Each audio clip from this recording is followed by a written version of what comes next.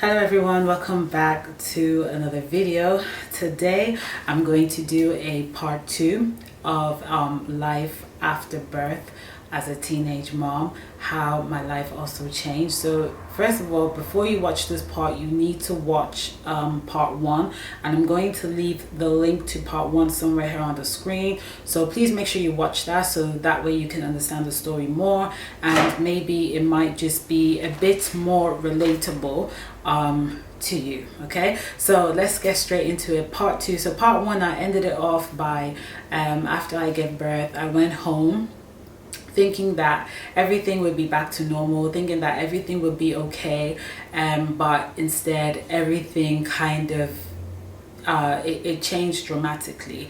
And so I told you a lot how I didn't do my research on pregnancy. I didn't do my research on how to take care of a baby. I didn't do my research on how to get my body back. So let's talk about it. After I gave birth, I went home, obviously. So I got the epidural. I didn't do any surgery, so I recovered like within a week. I was okay and fit to go back to school. I obviously did not breastfeed because the plan was to obviously go back to school, and I didn't want breastfeeding to be an issue here, so I did not breastfeed. And I was fit to go back to school a week later, but my mom was like, I don't think you should go yet. Let's just give it an extra week. So I noticed that because I wasn't breastfeeding, one day I woke up and all my top was literally wet. Like my top, this part of my top was wet. And I woke up and I thought, why is my top wet? I couldn't really understand why it was wet. So I looked down, like I looked in, and I realized that, oh my god, like the breast milk had been leaking. And I didn't realize that if you don't breastfeed, that the milk is still there, and obviously something needs to be done about it. So the milk would literally like spill while I was sleeping all over my top and everything. So my mom would help me get some breast pads, which I never knew that breast pads exist. I never heard of it at all. I just know that some people pump their breast in a bottle, or some people breastfeed. I never knew there was such a thing called breast pads. So I had to start wearing breast pads in all my top, and I had to change it consistently. I couldn't wear tops that were so bright, just in case if people could see it and think that something is going on with me. And this was something I also had to get used to. And then on top of that, I was bleeding like every single day for about 3 weeks to a month, which was something that it's a bit unusual. And so every single day for like 3 weeks I had to also wear a pad. You know, normally we only do our period for 1 week, so that was another thing.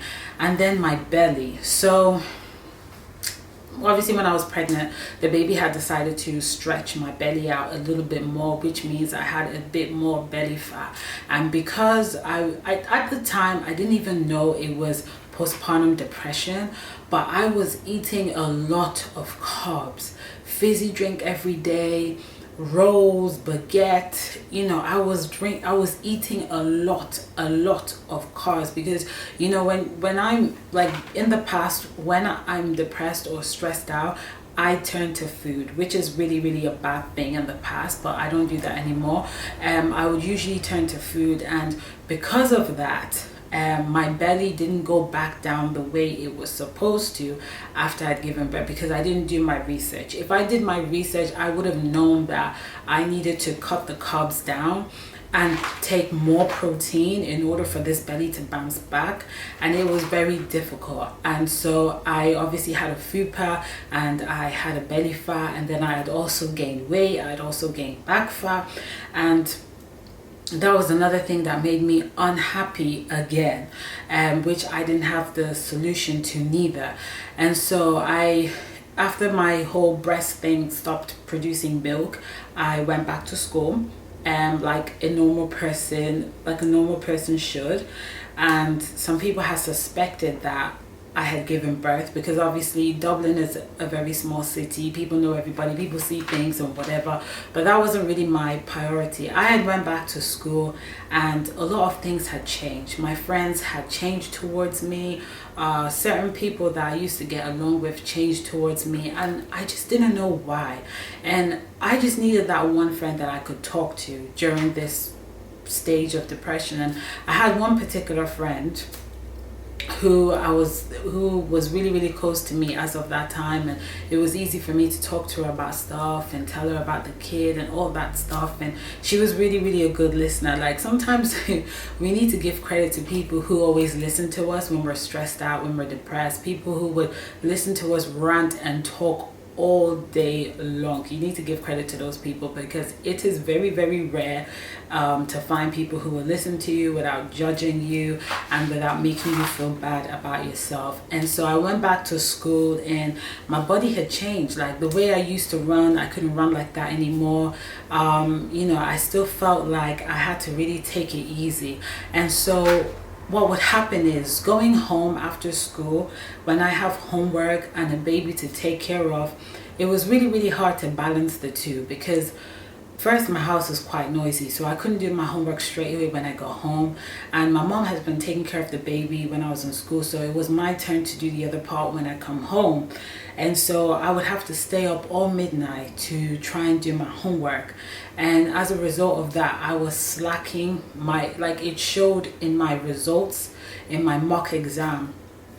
And I couldn't really talk to my mom about depression, because a lot of African parents, specifically Nigerian parents, they don't know what depression is. Like, literally, they don't know what depression is. They don't know what fatigue is. They don't know what suicidal thoughts are. Like, they just don't have any clue about these things, and they fail to admit that they're going through it. So I couldn't really express it to my mom, and my mom didn't really know that I was going through depression. And so one day we had parents-teacher meeting in school, and my mom came in to the parents-teacher meeting, and all the teachers were telling my mom, I don't know what's going on with Dami, because Dami's really good. She always gets B's or C's, but these days she's just getting D and E, and we're really worried about her, because this is her last year in secondary school and we want her to do well. And at that point, I don't know what it was, I just broke down and I cried. I cried because I felt like I was alone in this situation. You can be surrounded by so many people and you can still feel lonely. You can still feel alone. And people don't know that. You could be in the middle of 1 million people and you can still feel lonely, because you have no one to talk to, or someone who you can have a discussion with that could be on the same page as you. And so everything had just accumulated and accumulated, and I just reached my breaking point and I just broke down in tears. And that was when my mom looked at me and she realized that it seems like you're really going through it. Because my mom knows I don't come home with D's and E's. It's just not me at all. And so from that day on, my mom decided to take it easy on me and to do more of the mom role in my son's life, and to give me plenty of time to really read and get it right with my education. And eventually, I finished my secondary school with good results. I know it could have been better, but with what I was going through, it was good enough. And eventually I got into uni. And I think when I got into uni, that was when my parents realized that, okay, it seems like she's back on track. It seems like she's learned her lesson. So, they kind of gained their trust in me a little bit more. And so what then happened was, this child is now growing. My son is now growing, and I've realized that I've missed majority of motherhood, because I was obviously in school. My mom was playing most of that role, but I kind of like skipped that new birth stage where you spend time at home with your baby, you develop relationship and all that.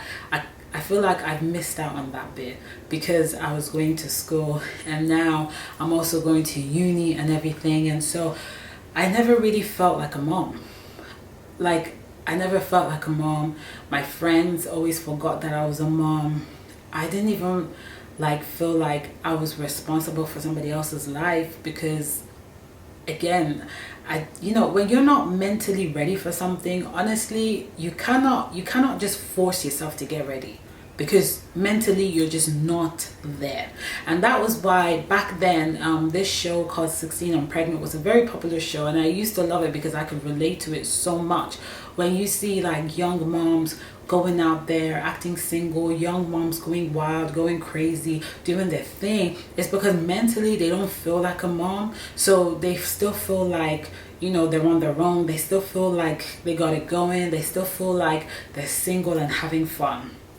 And so basically that's how I felt. But obviously I couldn't do the fun things yet, because again, I had to go back home and take care of my kid. So my life had changed dramatically, but my decisions that I used to make in the past did not change. Mistakes that I used to make in the past did not change. So even though I had given birth, I decided to get back in the dating scene again, because everybody craves love, right? Everybody craves love. Everybody wants an emotional connection with somebody. Everyone wants someone that they can talk to, especially the opposite sex. And so again, I was choosing the wrong type of guys, which obviously led to more hurt. And I would never tell these guys that I had a kid, because I always felt like there was a part of me that felt shame about it, just because throughout the whole pregnancy, shame was the only thing I was getting. And so I didn't really renew my mind to say that, look, it's okay, because again, back then it wasn't common for young girls at my age to get pregnant as of that time.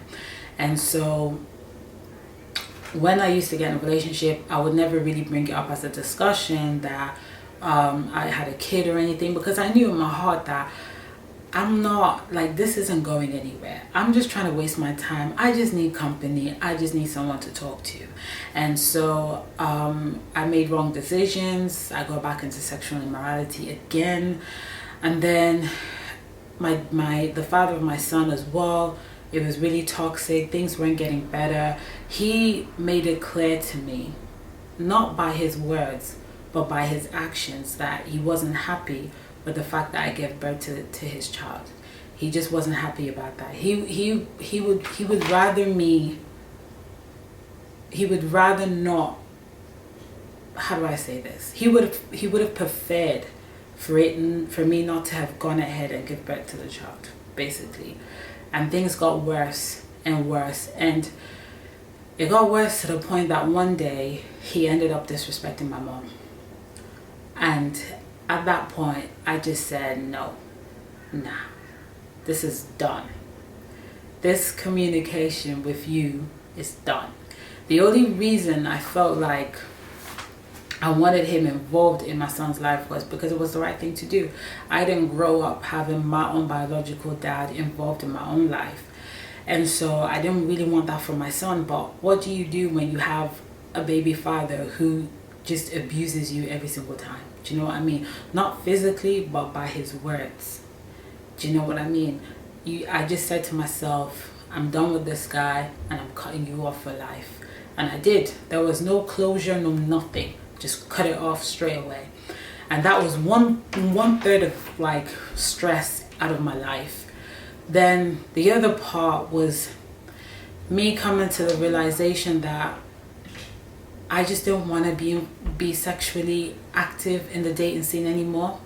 I didn't want to date and be in a relationship in a way that I have to sneak out. I have to lie to get out. I have to sneak out to get my way. I just didn't want that no more. I wanted things to be done the right way, the proper way, the moral way, the legal way. And so it was at that point where I said, you know what? I just want to put an end to having sex outside of marriage. I just want to put an end to that. I decided that I didn't even want to kiss a guy until I know that this is my husband. Because if I keep going in this direction, I could have ended up having another one. And that would be two for two different dads, two outside wedlock. And I said, nah, I can't go through this again. No way. It took time for me to forgive myself before we got to this point. And I'm not going to put myself in that situation again without no man by my side. And so I cut it off. My friends, that naturally just dissolved. Like no closure, nothing. It just naturally dissolved. And this time I was single, and I decided that I just wanted to be single for a while. And I felt so free. I felt free like a bird. I felt like I could just be myself. You know, being single is a beautiful thing. I don't know why people have made it sound like being single is lonely and boring. It's a beautiful, beautiful thing, because you don't have to consider anyone. You just do whatever you want to do, travel wherever you want to go, eat whatever you want to eat, keep your money to yourself. Like, let's talk about that. Keep your money to yourself. Spend your money on you. And so while I was single and I had a relationship with a God, that was really where my glow up. I feel like till this day, I'm forever looking for ways to improve myself physically, mentally, emotionally, and all of that. But that was really where the beginning of my glow up started. Because before I got pregnant, I was ugly. Like, I was that ugly friend who would have a good looking friend that guys would always go to all the time, and me, I was just that one in the corner that nobody would look my way or give me the time of the day. And so these times it was just me myself alone. I had time to focus on myself and to even love myself, because for so long I've hated myself for so long. And when you have a narcissistic person in your family who you constantly have to communicate to, sometimes they can make you hate yourself because they put their insecurities upon you, and you start to feel insecure. You start to question yourself. Am I good enough? I mean, do I look okay? Is this all right? Especially when you come from a family where people don't compliment you. When you look good, people don't say anything, but when you look bad, people say something. And you just grow up with doubting yourself all the time. And so there was just a lot of healing that had to be done within me.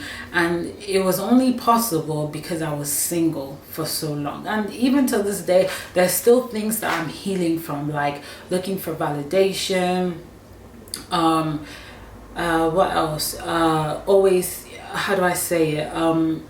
Trying to heal from words that have broken me in the past. You know, words can really, really break people. So life after birth, it was like the beginning of a new dawn for me, because my life had really changed 360. And so a lot of changes had happened within me.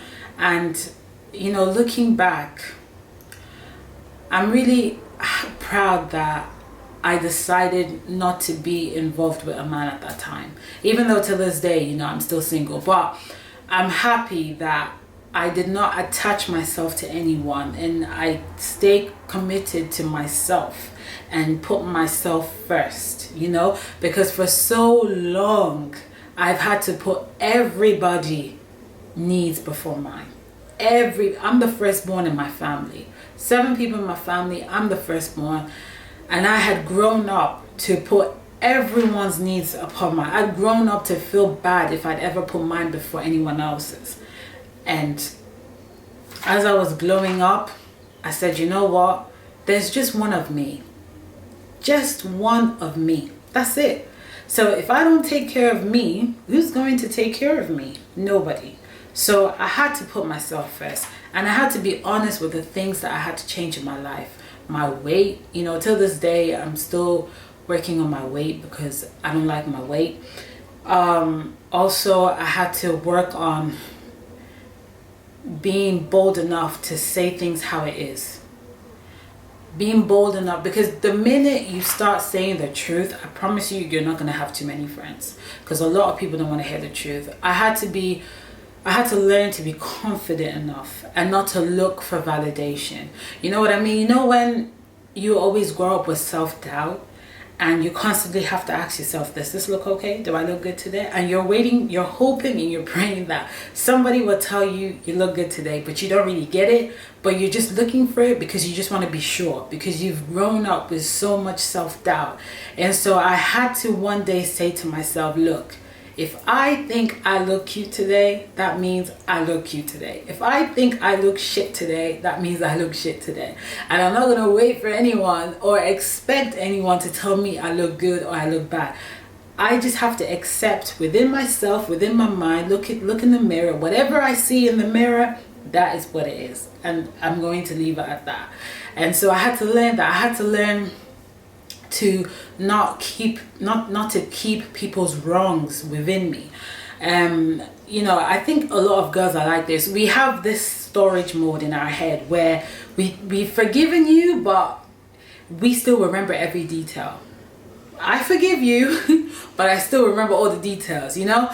And in a way, it's like you're still keeping the wrong things that people have done to you. Somewhere in your brain it's there. You know what I mean? I know sometimes it's not easy to forget, but it's somewhere in your brain.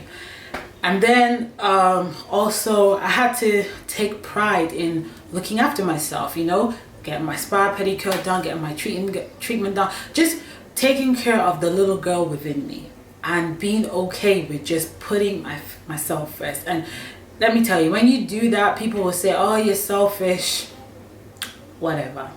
I work for my money. I'm gonna spend it how I want to spend it. You know what I mean? So this is the things that I had to go through after birth. And there have been many times where, you know, I've gone to bed crying. There are times where I did want a man and want someone beside me, but I'm at a point where I've been single for so long that I'm just not settling for anything. I'm not just settling for anything. It has to meet literally 90% of my criteria. I'm not just settling for whatever. I'm not doing it. I'm not. I've done settling in the past and it just didn't work out. And so now I'm not doing it anymore. And now my son is now a teenager where I feel like he's grown so fast. He's grown so fast and he still sees me as a sister. He doesn't see me as a mom. He still treats me like a sister because, again, I was a kid when I had him and he was a kid when he saw me being the kid.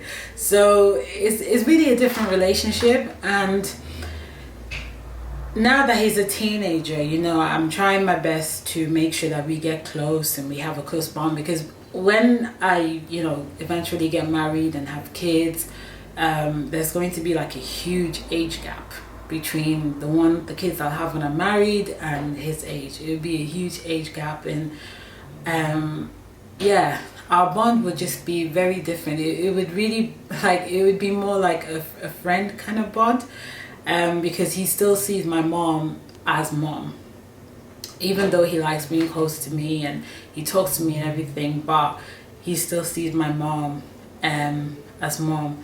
And yeah, that's, you know, really it after birth. And this is basically my story on being a teenage mom. But now I'm not a teenage mom anymore because your girl is about to be 30. I'm gonna be 30 in a few months, so I'm pretty much done with my 20s. So I'm going to do videos on I'm going to do some videos on helping young people also who've gone through what I've gone through, or people who are young and are actually pregnant right now and they don't know what to do. You know, they don't know how to navigate things or things that they should take up as priority. And I'm still going to be doing my hair videos, okay? I'm still going to be doing my hair videos. As you can see, I've got my natural hair out. I'm going to be wearing my hair out more often because I just think it's the right thing to do. Basically, this is still part of me growing and evolving every single time. So yeah, that is it for this video. If you do have any questions, please make sure you ask me. I am going to upload another video, advice. You know me, I have to give you guys advice. I don't just talk about my life for the sake of talking about my life. I'm a very private person, so if I'm talking about my life, I am going to give you advice, okay? I'm going to help you guys out. Those of you who are young, those of you who are single moms and you've got teenager as your son, and you know, you just want a YouTuber who you can relate to, you know, a YouTuber who is a Christian, you know, who's got good intentions for you, who also want to see you do well, get married, everything. Because these days, the things that I'm seeing on social media about single moms, it's like, oh my goodness, like sometimes people who are single, who don't have kids, they just be talking nonsense. They have no clue what's going on, like mentally. They just cannot relate. Like, don't talk about a situation you can't relate to, basically. So I'm going to do that, and I'm still going to do my hair videos. Make sure you hit the like button if you like the video. Follow me on Instagram, follow me on TikTok. I'm very active on TikTok now. I use TikTok more than Instagram. I've got loads of videos on TikTok. I think I'm about to reach 10k, no, not followers, I think it's 10k likes at this point. So make sure you follow me on TikTok. I will leave all the details below in the description box. Until my next video, guys, stay blessed and stay beautiful. Bye.